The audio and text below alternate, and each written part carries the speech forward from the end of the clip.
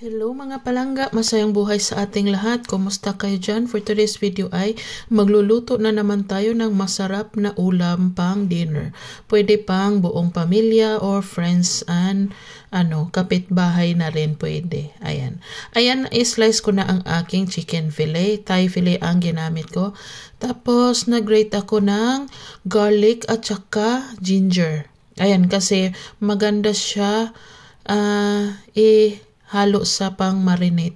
Tapos garlic, onion powder, pepper, at saka Norwegian seasoning.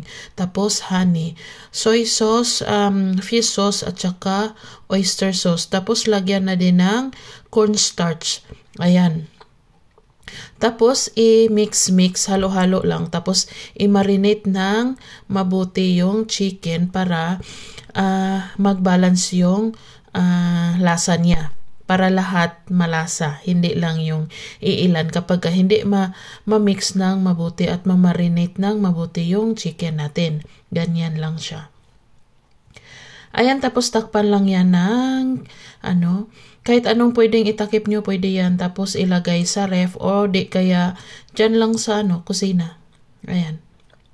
Ayan na siya, nakamarinate na. Tapos after nyan, nagpainit ako ng mantika. Yung gamit ko mantika para dito is used oil na siya. Kaya, tapos sobrang init nung umpisa. Kaya, nag-brown agad yung chicken ko. Ayan. Pero okay naman siya kasi hininaan ko siya. So, hindi talaga siya as in sunog. Ayan lang mas brown lang siya kaysa doon sa yung mga huling nilagay ko. Ayan, mabilis lang yan siya maluto kasi maliliit yung slice ko. Kundi lang yung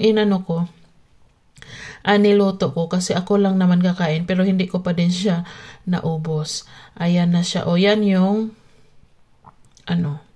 maganda na siya tignan kasi okay na yung mantika. Ayan lang, pirituhin lang lahat ng ating mga chicken. Ayan, nag-init ako ng mantika sa karahat. Tapos, igisa ko ang maraming bawang.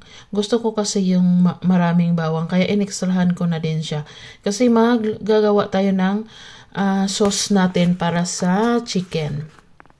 Ayan, soy sauce. Maglagay ng soy sauce. Tapos, ang honey. Ayan. Kayo na ang bahala kung gaano kadami yung sauce ang ilagay nyo, kung gaano kadaming honey ang ilagay nyo. Basta masarap siya, okay yan. Basta magustuhan ng kakain, mas okay yan. Diba? Pasado. Pero kung hindi naman, so kung gusto mo at masarap para sa'yo, okay na yan.